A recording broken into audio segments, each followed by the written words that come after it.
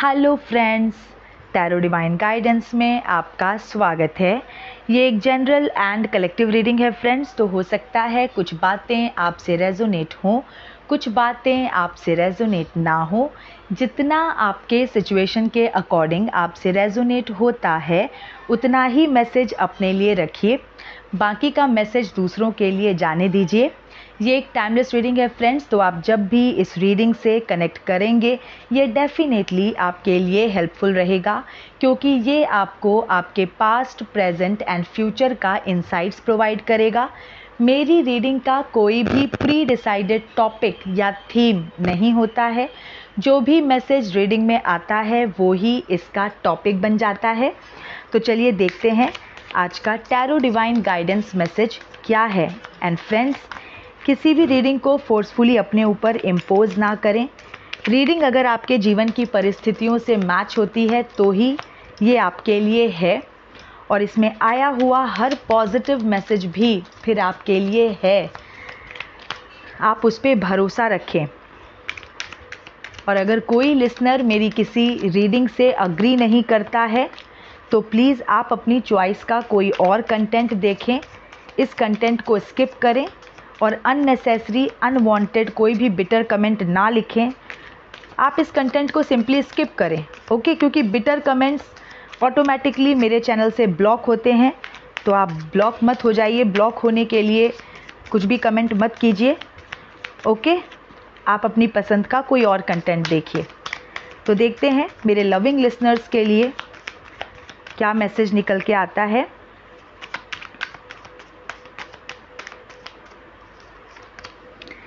Seven of swords, two of pentacles,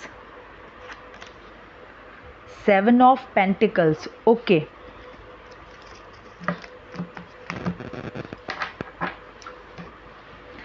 seven of swords, two of pentacles, seven of pentacles. किसी व्यक्ति ने past में किसी का अधिकार मारा है, किसी का अधिकार खाया है, ठीक है? किसी के रिसोर्सेज छीने हैं, किसी की कोई प्रॉपर्टी छीनी है। बेसिकली किसी ने धोखा दिया है किसी को, ओके? ये रीडिंग उसी के बारे में है, ठीक है? हो सकता है पास्ट में किसी व्यक्ति ने किसी का अधिकार छीन लिया है, ओके? उसके राइट्स जो है, उसके अधिकारों का हनन किया गया है, किसी के अधिकारों को छीना है। बेसिकली किसी के अधिकारों को छीना है, किसी के रिसोर्सेज को छीना है, धोखा दिया है। तो उस व्यक्ति के लिए फ्यूचर की एनर्जी में, भविष्य की एनर्जी में आया है सेवन ऑफ पेंटिकल्स। वेटिंग की एनर्जी है।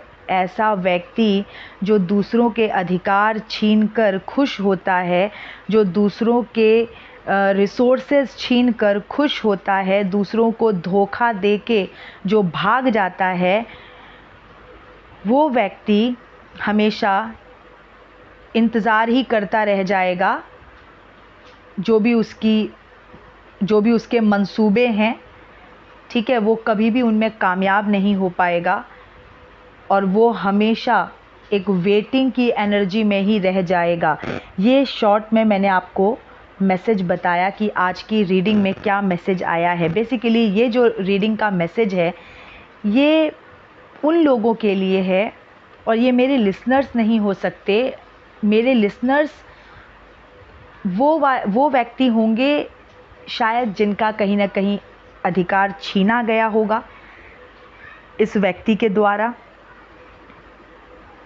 हो सकता है आपने किसी तरह का नुकसान सहा हो, फिनेंशियल नुकसान हो सकता है, आपके रेस्पेक्ट में नुकसान हो सकता है, आपने अपमान सहा होगा इस व्यक्ति के द्वारा। ये सेवन ऑफ स्वॉर्ड्स जो है, हो सकता है पास्ट में ऐसा कोई व्यक्ति आपको धोखा दे के, आपको छोड़ के भागा होगा, आपके जीवन का सपोर्ट सिस्टम लेके भागा होगा, आपके अधिकार छीन के भागा होगा। तो मतलब कोई ऐसा व्यक्ति, ये किसी धोखेबाज की रीडिंग आई है, धोखेबाज के लिए ये मैसेज आया है। और डेफिनेटली आपने धोखा खाया है, आपने नुकसान उठाया है, इसलिए ये रीडिंग आप तक पहुंची है, इसलिए आप इस रीडिंग को सुन रहे हैं, क्योंकि शायद कहीं ना कहीं आप ये जानना चाहते हैं कि वो जो आपको धोखा देके भाग गया उसके जीवन में इस वक्त क्या चल रहा है। तो उसके जीवन में इस वक्त भरपूर कन्फ्यूज़न चल रहा है, उसके जीवन में इस वक्त बहुत ही मानसिक उथल पुथल चल रहा है। 2 ऑफ पेंटिकल्स की एनर्जी आई है प्रेजेंट के लिए, उस व्यक्ति के लिए प्रेजेंट में 2 ऑफ पेंटिकल्स की स्थिति बनी हुई है। देखिए, पैसा तो इस व्यक्ति के पास है, ठीक है, ये जो धोखेबाज व्यक्ति है, क्योंकि बिल्कुल ये आपके अधिकार छीन के भागा है, ये आपके रिसोर्सेज छीन के भागा है, तो पैसे तो इसके पास हैं, होंगे फिनेंशियली, इसके पास इस हाथ में भी लड्डू है, उस हाथ में भी लड्डू है, लेकिन इसके पास ना अभी बहुत ही ये कन्फ्यूज़न की स्थिति में है। वाटर की काफ़ी एनर्जी है इस कार्ड के अंदर, तो ये दुखी है, मानसिक उथल पुथल है, इसको समझ ही नहीं आ रहा। ये जो पैसा इसके पास है ना, ये इसका ठीक से उपभोग भी नहीं कर पा रहा है। कैसे होगा? अगर कोई व्यक्ति किसी का अधिकार मार के, किसी के रिसोर्सेज छीन के, किसी का सपोर्ट सिस्टम छीन के वो खुद अगर ऐश करना चाहेगा, तो वो कैसे बाधा मुक्त होके एंजॉय करेगा? नहीं कर सकता, क्योंकि परमात्मा डेफिनेटली उसके जीवन में कुछ न कुछ बाधाएं उत्पन्न करते रहेंगे कि वो चैन की सांस नहीं ले पाएगा। पैसा रहने से ही क्या होगा अगर वो उसको भोग ही न पाए ठीक से। तो ये जो व्यक्ति है, ये जो धोखेबाज व्यक्ति है, ये इस वक्त प्रेजेंट में बहुत कंफ्यूज्ड स्टेट में है। ये ऐसी स्थिति में पहुंच गया है जहां पर इसको समझ ही नहीं आ रहा कि ये अपने पैसे का करे क्या, या फिर इसने पैसे इस ऐसी जगह पे इन्वेस्ट किए हुए हैं जहां से इसे नुकसान ही होने वाला है भविष्य में। इसके लिए 7 ऑफ पेंटिकल्स की एनर्जी है, और ये कार्ड ऐसी अवस्था को दिखाता है जब व्यक्ति बहुत ही होपफुल होके अपने किए हुए इन्वेस्टमेंट का फलित होने का वो इंतज़ार कर रहा है। इस तरह का वेटिंग एनर्जी में है कि उसने जो इन्वेस्टमेंट किया है वो एक तरह से प्रतीक्षा कर रहा है कि कब वो उससे प्रॉफिट कमाए। ठीक है, वैसे तो ये पेंटिकल्स की एनर्जी है, आप ये किसी भी एंगल से आप इसको ले सकते हैं। ठीक है, तो ऐसा कोई चोरी नहीं, पैसों का ही इन्वेस्टमेंट, कहीं पे टाइम का इन्वेस्टमेंट किया हो, कहीं पे एफर्ट्स लगाए हो, कहीं पे मेहनत की हो, लेबर किया हो, अपना पोटेंशियल डाला हो, और वेट कर रहा है पर्सन एक सुखद भविष्य की कल्पना करता हुआ इंतज़ार कर रहा है कि उसको ये चीज़ मिलेगी। लेकिन ये इसके लिए भविष्य में ये वेटिंग की एनर्जी आई है, जो कि इस बात को क्लियरली बता रहा है इसे कुछ मिलेगा नहीं, इसके हाथ कुछ नहीं आएगा, ये बस प्रतीक्षा ही करता रह जाएगा। इस वक्त ये व्यक्ति बहुत दुखी है, बहुत कंफ्यूज्ड है। इसने जो इसने रास्ते चुने हैं ना अपने लिए, वो सारे ही रास्ते जो है वो दुख की तरफ जा रहे हैं। इस कार्ड के अंदर एक नदी बनी हुई है, नदी जो है वो वाटर की एनर्जी में है। तो ये इसका भविष्य बहुत सुखमय का उल्टा दुखमय तो नहीं हो सकता, आई डोंट नो मतलब बहुत दुख ये भोगने वाला है फ्यूचर में। इसने जो रास्ता चुना है वो सीधा सीधा दुख की तरफ जाता है, और ये इस वक्त बहुत ज़्यादा कंफ्यूज्ड है। ठीक है, इसको समझ ही नहीं आ रहा कि ये क्या करे, किस तरफ जाए। ठीक है, नंबर 2 की एनर्जी है। अगेन 2 जो है वो अगेन मन से रिलेटेड है, पानी की एनर्जी है, कार्ड के अंदर नदी बनी हुई है। तो बिल्कुल ये व्यक्ति इस वक्त बहुत ही दुखी है, कंफ्यूज्ड है। एक्चुअल में इसे कोई क्लैरिटी ही नहीं है कि ये क्या करे, और जो इसके अंदर जो दुख है ना, वो कहीं ना कहीं, क्योंकि मन, हमारी आत्मा सब कुछ जानती है, हमने कब कब सही काम किया है, हमने कब किसी को दुख पहुंचाया है। तो ये हमारा माइंड कितना भी कितना भी चालाक है, कितना भी शातिर है, लेकिन हमारी आत्मा जो कि परमात्मा का अंश है, हमारी आत्मा कभी भी हमसे झूठ नहीं बोलती। तो ये जो व्यक्ति है, ये जो भी मानसिक चिंता से घिरा हुआ है, एक तो इसके जीवन की दिशा, ये कहाँ जा रहा है इसे खुद ही नहीं पता। इसने इतने गलत स्टेप्स उठाए हैं पास्ट में। 7 ऑफ स्वॉर्ड्स का कार्ड मुझे क्लियर बता रहा है कि इसने अपने जीवन में दूसरों को चीट करने के अलावा, दूसरों का हिस्सा, हक छीनने के अलावा इसने कुछ किया नहीं है। इसने, और ये कहीं से इसने किसी बहुत ही प्योर सोल को इसने धोखा दिया है, क्योंकि इसके जीवन का जो भविष्य में जो परिणाम आने वाला है, वो इसी तरह से, मतलब एक ऐसी अवस्था में ये जीवन बिताएगा जहाँ पर बहुत ही क्लूलेस अपनी लाइफ के बारे में इसे कुछ भान नहीं रहेगा कि भाई मैं किस दिशा में जाऊँ, ये करूँ वो करूँ। ये बहुत ही ज़्यादा एक ऐसी सिचुएशन इसके लाइफ में बनेगी जहाँ पर ये मन में तो सोचता रहेगा कि मुझे ये मिलेगा, मुझे ये मिल जाएगा, वो मिल जाएगा, लेकिन क्योंकि इसने किसी व्यक्ति के ऊपर चढ़ के ये सितारे तोड़ने की कोशिश कर रहा है, तो ऐसा नहीं हो सकता ना। आप किसी को धोखा देके, दुखी करके, किसी को दबा के, किसी को एक्सप्लॉइट करके, डोमिनेट करके, किसी का अधिकार छीन के आप सोच रहे हो कि आप चांद तारे तोड़ लोगे, आप एकदम कामयाबी की ऊंचाइयां छू लोगे। ये तो ख्याली पुलाव हैं। ये तो महल आप ख्वाबों में ही बना रहे हैं। तो ये व्यक्ति को कुछ नहीं मिलने वाला, इस धोखेबाज को, और ये भविष्य में एक वेटिंग की एनर्जी में रहेगा। अब आप सोचिए, जिसके मन में सिर्फ और सिर्फ मैल है, जो दूसरों को क्षति पहुंचा के खुश हुआ है पास्ट में, दूसरों का अधिकार छीन के बड़ा ही इसने खुशी फील की है, कहाँ से इसका भविष्य जो है वो सुखमय रहेगा? किसी एंगल से नहीं रह सकता।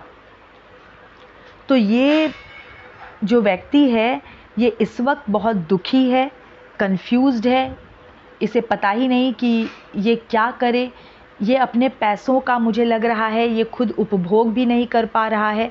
इसने ऐसी जगह पे पैसे लगाए हैं जहाँ से ये ठीक से अपने पैसों को यूज़ भी नहीं कर पा रहा है। इसने किसी का अधिकार मारा है, हो सकता है इसने अपने परिवारजन में से किसी का इसने अधिकार मारा है।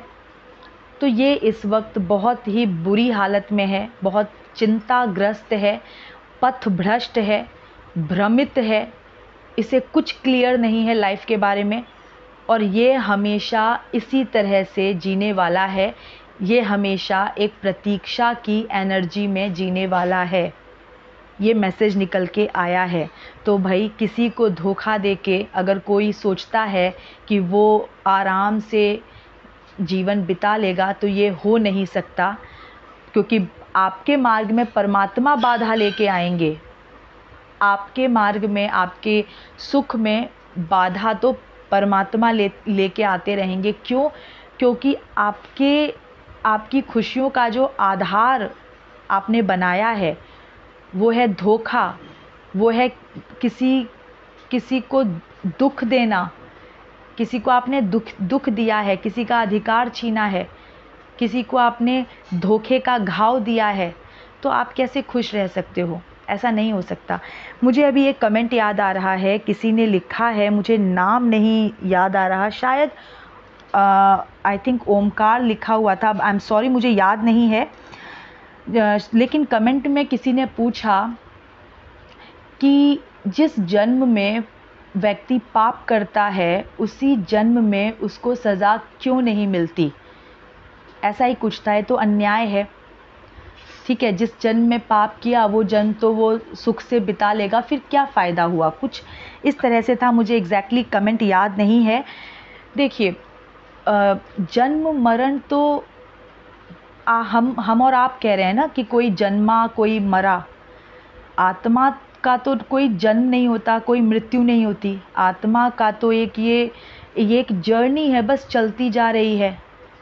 ठीक है, जिस वक्त कर्म किया गया, कर्म नहीं मैं कुकर्म कहूँगी, और कुकर्म जो है, क्योंकि हम बात यहाँ पर कुकर्मों की ही कर रहे हैं, पाप की कर रहे हैं, तो जिस वक्त पाप किया गया मन से, वचन से या कर्म से, जैसे भी सोच के, बोल के या करके, जिस वक्त पाप किया गया उस वक्त तो बीजारोपण हुआ है। अब बीज, जब आप बीज रोपते हो तो तुरंत थोड़ी ना पौधा निकल आता है या पेड़ बन के फल निकल आता है, समय लगता है। तो जिस वक्त वो कर्म किया गया उस वक्त तो बीजारोपण हुआ। ठीक है, और जन्म और मृत्यु तो हम और आप कह रहे हैं। आत्मा का ना तो जन्म होता है ना मृत्यु होती है। ठीक है, और आत्मा बॉडी लेकर के कर्म करती है, तो बॉडी छूटता रहता है, नई नई बॉडी धारण करती रहती है और उसकी जर्नी तो चलती रहती है। ठीक है, जब तक कि वो परमात्मा में ना पहुंच जाए या परमात्मा के साथ एक ना हो जाए।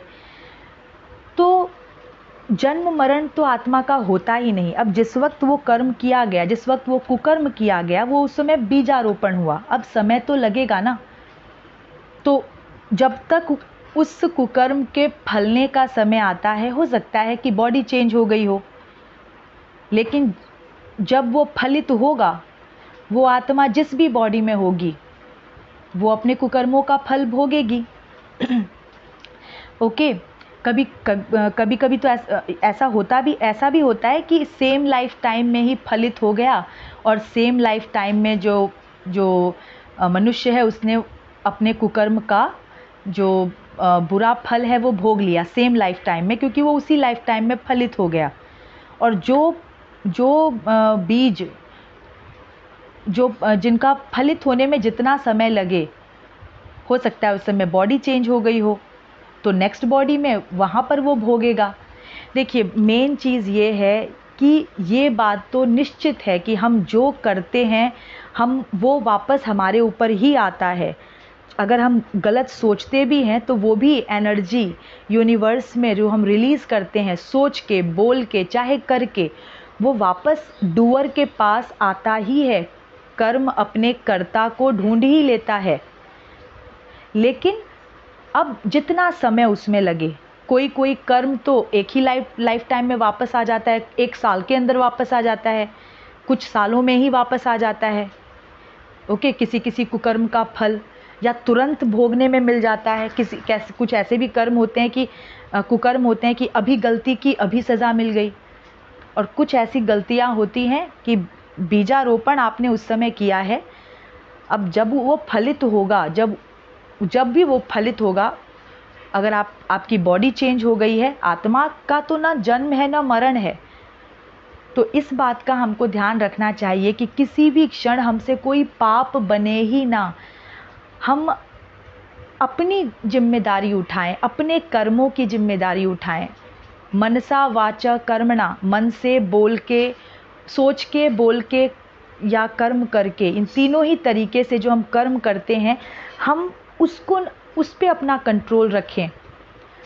ठीक है, ये माया है और इसको कोई इसको पार करने के लिए एक बहुत योगी बनने की ज़रूरत है, मन से योगी। ठीक है, मन से सन्यासी बनने की ज़रूरत है। ये एक बहुत डीप आध्यात्म है, आत्मा का अध्ययन। आध्यात्म इज़ आत्मा का अध्ययन। और हमेशा आत्मा को ये संकल्प करके चलना चाहिए कि मुझे सही कर्म करने हैं, मुझे धर्म पे चलना है, मुझे सही बोलना है, मुझे अपनी तरफ से कोई विकार उत्पन्न नहीं करना, कोई विकार रिलीज़ नहीं करना। ठीक है, और इसमें हमको यथासंभव हमको एकदम फर्मली दृढ़ होके हमें इस पे काम करना चाहिए। और हम सभी मनुष्य हैं, गलतियाँ फिर भी हो ही जाती हैं, ठीक है। तो गलतियाँ होंगी अगर, तो फिर हमको भोगना पड़ेगा। तो बात यही है कि जिस वक्त कर्म होता है, कुकर्म होता है, वो बीजारोपण हुआ। कर्म, अच्छा कर्म, बुरा कर्म, आप अच्छा भी कुछ करते हैं तो तुरंत थोड़ी ना उसका फल मिल जाता है। आप अगर अभी मेहनत कर रहे हैं तो उसका फल तो उसी टाइम मिलेगा जब मिलना होगा, ठीक है। फॉर एग्ज़ाम्पल, आपने आज परीक्षा में बैठ के आपने बहुत अच्छी परीक्षा लिखी, आपने सारे क्वेश्चंस कर दिए सब कुछ, लेकिन उसी टाइम आपको फल थोड़ी ना मिलेगा। वो तो एक निश्चित समय है कि 1 महीने के बाद रिज़ल्ट आएगा या 2 महीने के बाद। रिज़ल्ट तो आपको तभी मिलेगा, प्रतीक्षा तो सब में होती है। हर कर्म, जब आप कर्म करते हो तो आप बीजों का बीज रोपते हो, ठीक है। तो अभी हम हर पल हम बीज बोते जा रहे हैं, हर पल हर क्षण हम बीजारोपण कर रहे हैं। तो ये जो बीज रोपने का समय है ना, हमें अभी सतर्क रहना है, ताकि भविष्य में हमें कभी भी कोई ऐसा दुख ना उठाना पड़े। अब क्या होता है कि बीजारोपण तो हमने कर दिया, इस वक्त कोई कुकर्म किया, उसका बीजारोपण हो गया। अब उसको फलित होने में जो समय लगना है वो लगेगा। बीच में हमारी बॉडी चेंज हो गई, बीच में हमने दूसरा जन्म ले लिया, तो हम उस कर्म से बच थोड़ी ना जाएंगे कि हम दूसरे जन्म में हम कंप्लेन करें कि मैंने तो अभी तक कुछ किया ही नहीं, तो मैं कैसे भोग रहा हूँ। तो ऐसा नहीं हो सकता ना, किया आपने ही है, ठीक है, लेकिन हमें याद नहीं है। किया हमने ही होता है, लेकिन हमें याद नहीं होता है। और ये भी प्रभु की कृपा है कि अगर हमें अपने सारे ही जन्म याद रहने लग जाएंगे तो हम कभी चैन से सो ना पाए, क्योंकि हम नहीं जानते कि हमने अपने पास्ट लाइफ टाइम्स में हम लोगों ने क्या क्या किया है, हमें नहीं पता। तो ये भी एक कृपा है परमात्मा की। तो बस जो हमारी कोशिश है वो यही होनी चाहिए कि हर क्षण हर पल जो हम बीज आरोपण कर रहे हैं अपने कर्मों का, बोल के, सोच के, मनसा वाचा कर्मणा, तीन तरीकों से कर्म होते हैं। तो यहाँ हमें बहुत सचेत होकर रहने की, बहुत सतर्क होकर बीजारोपण करने की ज़रूरत है, क्योंकि ये जो हमने यूनिवर्स में जो रिलीज़ किया है, अच्छे थॉट या बुरे थॉट, ये घूम फिर के हमारे पास ही आने हैं। ओके, तो ये किसी ने प्रश्न पूछा था कमेंट में, नाम मुझे याद नहीं है, शायद ओमकार था, बट आई एम सॉरी अगर मैं गलत बोल रही हूँ। तो वो मैं जब कमेंट देखूँगी दोबारा तो तब मुझे कंफर्म हो जाएगा। तो ये मेरे समझ से ये इसका आंसर है कि जन्म मरण तो हम और आप कह रहे हैं, ठीक है, बॉडी का होता है, आत्मा का जन्म मरण नहीं होता। वो तो एक जर्नी में चल रही है, और जिस वक्त बीजारोपण होता है उस वक्त से लेकर रिज़ल्ट आने तक, पौधा बड़ा होने तक, पेड़ बनने तक, फल आने तक समय लगता है। तो तुरंत हम किसी चीज़ का भी रिज़ल्ट नहीं पा लेते। तो यही एक चीज़ है, बस करना ये है कि हमेशा सचेत रहना है, हम कुछ गलत ना सोचें, हम कुछ गलत ना बोलें, हम कुछ गलत ना करें। अब क्या होता है कि ऐसा होता है कि किसी ने मान लीजिए हमें धोखा दिया, ठीक है, और हम ये सोचने लगते हैं कि उसका ये बुरा हो जाए, वो बुरा हो जाए, वो उसको इस तरह से उसके हाथ पैर टूट जाए। मैं एक उदाहरण दे रही हूँ, ठीक है, I am trying to explain. हमने क्या किया, हम ये थे कि भाई मुझे बहुत दुख दिया है तो उसके साथ ऐसा हो जाए, वैसा हो जाए, इतना बुरा हो जाए। अब आप समझ रहे हैं कि ये भी गलत है। गलत इसलिए है क्योंकि आप यूनिवर्स में एक एनर्जी रिलीज़ कर रहे हो। भले आपने धोखा खाया है, इसमें कोई डाउट नहीं है, ये ब्रह्मांड है, ब्रह्मांड एनर्जी कैच करता है। तो अगर आप ये सोच उत्पन्न कर रहे हो किसी के प्रति, उस धोखेबाज के प्रति, तभी मैं कहती हूँ कि आप ना ये परमात्मा को सौंप दीजिए। आप कुछ भी मत सोचिए, मन में ग्रजेस मत रखिए, क्योंकि हम फिर कर्म बना रहे हैं ऐसे करके। तो लेकिन वही बात है, ये सब चीज़ें जो ये डीप आध्यात्मिक बातें हैं, इसके लिए बहुत संयम चाहिए, बहुत अध्ययन चाहिए, आत्मा का अध्ययन चाहिए, जिसको हम मेडिटेशन कहते हैं। तो ये सब में ये इतना आसान नहीं है इस अवस्था को पाना। लेकिन जो रूल है, जो प्रिंसिपल है, जो मार्मिक तत्व है, वो तो है, इससे हम विचलित नहीं हो सकते। तो अगर किसी ने हमें धोखा दिया हम दुखी हुए और हम मन में उसके लिए उसको अभिशाप पे अभिशाप दिए जा रहे हैं। मनसा वाचक कर्मणा 3 तरीके होते हैं कर्म करने के, और हम मन से हम सोच सोच के उसके लिए एक बुरी सोच को हम यूनिवर्स में रिलीज़ कर रहे हैं। ब्रह्मांड को नहीं पता, ठीक है, ब्रह्मांड कर्म देखता है, जिसने जो कर्म किया वो उसके पास लौट के आएगा। आप मन से, उसने अगर करके गलत कर्म किया वो उसके पास लौट के आएगा। उसको ब्रह्मांड सब कुछ देख रहा है, पनिशमेंट तो उसको मिलेगी ही, उसके कुकर्म ही उसको पनिशमेंट देंगे। आप भी मन से एक कुकर्म कर रहे हैं, आप भी एक गलत एनर्जी ब्रह्मांड में छोड़ रहे हैं। ब्रह्मांड को प्योरिटी पसंद है।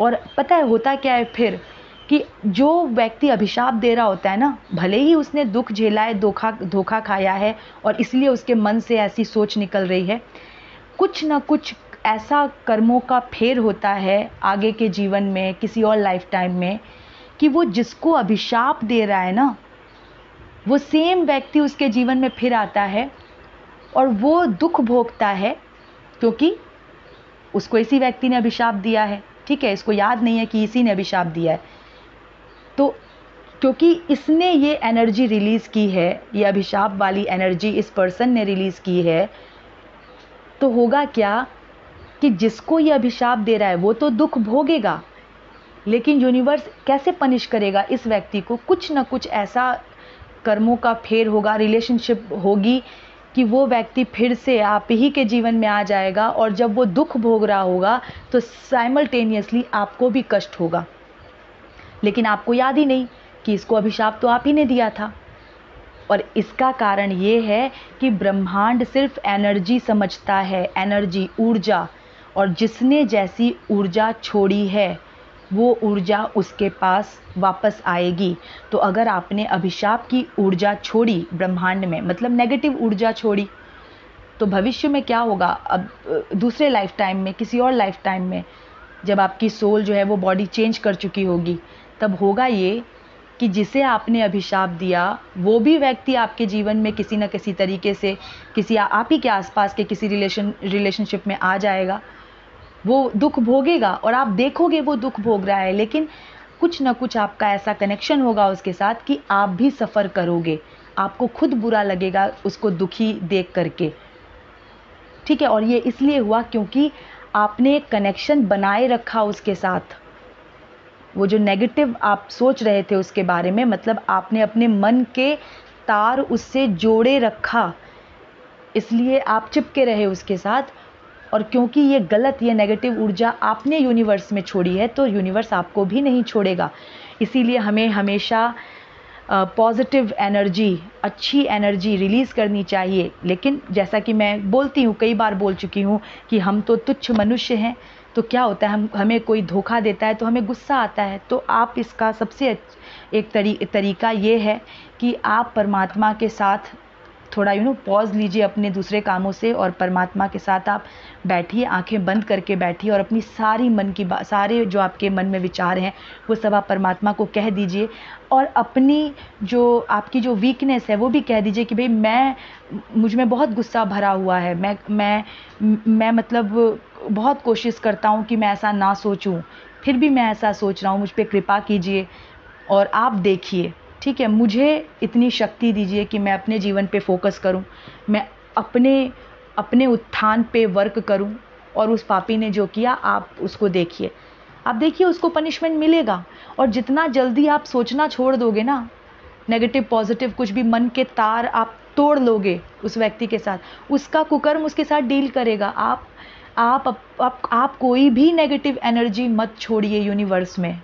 यूनिवर्स को किसी का चेहरा, किसी के चेहरे से नहीं मतलब, किसी के कर्मों से नहीं मतलब, एनर्जी कैसी जा रही है, उस कर्म की वजह से एनर्जी कैसी क्रिएट हुई है। हम सभी एनर्जी ही हैं। ठीक है फ्रेंड्स, फिर आज बहुत सारी ज्ञान की बातें हो गई, लेकिन अच्छी बात है, ज्ञान की बातें होती रहनी चाहिए, ये सब रिवाइज़ होते रहना चाहिए, क्योंकि इसी तरह इन सब बातों को रिवाइज़ करते करते हम सही रास्ते पे रहते हैं। तो ये मैसेज निकल के आया है फ्रेंड्स आज की रीडिंग में, कि जिस व्यक्ति ने पास्ट में किसी का अधिकार छीना है, किसी को धोखा दिया है, ठीक है, किसी को किसी के रिसोर्सेज छीने हैं, मतलब धोखा दिया है पास्ट में, अधिकार छीना है, किसी तरह का रिसोर्सेज छीना है, प्रॉपर्टी छीनी है, जो भी कुछ, तो ऐसा व्यक्ति, इसके हाथ कुछ नहीं लगेगा, ये हमेशा इंतज़ार ही करता रह जाएगा, इसे कभी कुछ नहीं मिलेगा। जो भी इसने मन में सोचा होगा, जो भी ये सोच के इन्वेस्टमेंट्स करेगा, चाहे टाइम की, चाहे एफ़र्ट्स की, चाहे इमोशंस की, चाहे पैसों की, इसे मिलेगा कुछ भी नहीं। ये वेट ही करता रह जाएगा, प्रतीक्षा ही करता रह जाएगा। और इस वक्त ये बहुत ही व्यक्ति एकदम कंफ्यूज्ड है, दुखी है, मानसिक चिंता से ग्रस्त है। कहीं ना कहीं मैं फिर से कहूँगी कि शायद क्योंकि मन है ना, मन तो इसको एकदम पथभ्रष्ट किए हुए है और इस मन ने ही इसको डुबा दिया है। ये अपनी लाइफ के लिए पूरा क्लूलेस हो चुका है, इसे कुछ नहीं पता कि इसका जीवन किस दिशा में जा रहा है। ओके, तो ये बहुत ही दुखी है और कंफ्यूज्ड है और पथभ्रष्ट है, इसे कुछ नहीं मिलेगा। ये इस तरह का मैसेज निकल के आया है। बहुत लंबा हो गया आज का सेशन, लेकिन फिर भी मैं एक दो कमेंट्स तो शेयर करूँगी ही, जो मेरे लविंग लिसनर्स ने मेरे लिए लिखा है। सहदेव जी लिखते हैं, your voice is so soothing, feels good to listen to you. Thank you Sahdev ji. Sneha लिखती हैं, thank you ma'am for true helpful positive reading and guidance, it resonates. Thank you Sneha. Hare Krishna Wadhwani ji, इन्होंने मुझे मेरा बेटा कह के संबोधित किया है। Thank you sir for addressing me like this. ऐसे जब कोई भी एड्रेस करता है तो मुझे बहुत अच्छा लगता है। इन्होंने लिखा तो बहुत कुछ है, लेकिन मैं कुछ ही लास्ट के पार्ट्स पढ़ के सुनाती हूँ। इन्होंने लिखा है, ईश्वर ने मुझे खुद मेरे ड्रीम्स में आकर आप तक पहुँचाया। थैंक यू सर, अगर आप ऐसा फील करते हैं तो। यहाँ मैं जो कुछ भी खुद देखता हूँ, जानता हूँ, उस बात का 100% कन्फर्मेशन मिल जाता है। मुझे आश्चर्य इस बात का होता है कि शायद ईश्वर ने आपको सिर्फ मेरे हौसले बनाए रखने का काम ही दिया है। थैंक यू सर, अगर मेरी रीडिंग्स किसी का हौसला बढ़ाती है तो ये मेरे लिए बहुत ही प्रसन्नता की बात है। थैंक यू सर ऐसा फील करने के लिए, and thank you for commenting. आप लोगों के इतने ही प्यार भरे मोटिवेशनल जो कमेंट्स होते हैं, ये मुझे हर रोज़ रीडिंग्स बनाने के लिए प्रेरित करते हैं। तो please keep commenting, keep motivating me. And friends, मेरे चैनल की मेंबरशिप ज़रूर लीजिए। 159 रुपीज़ में आप अनलिमिटेड टाइम्स पर्सनलाइज्ड क्वेश्चंस पूछ करके उनके आंसर आप पा सकते हैं। अनलिमिटेड टाइम्स आप पर्सनलाइज्ड रीडिंग पा सकते हैं। तो आप मेरे चैनल की मेंबरशिप लीजिए और हर रीडिंग को अपनी पर्सनलाइज्ड रीडिंग बनाइए मेंबर स्पेशल वीडियोस के कमेंट सेक्शन में। जो भी प्रश्न आपके मन में है, जिसका आंसर आप जानना चाहते हैं, आप वहाँ अपने प्रश्न को लिखिए और नेक्स्ट मेंबर स्पेशल वीडियो में आप अपने क्वेश्चन का आंसर पाइए। और आप कितनी बार भी क्वेश्चन पूछ सकते हैं, इसकी कोई लिमिटेशन नहीं है, बस आपको मेरे चैनल का मेंबर बने रहना होगा। ओके फ्रेंड्स, तो चलिए ये थी अभी की रीडिंग। मैं मिलती हूँ आपसे नेक्स्ट रीडिंग में। Till then stay happy, healthy, wealthy. God bless you.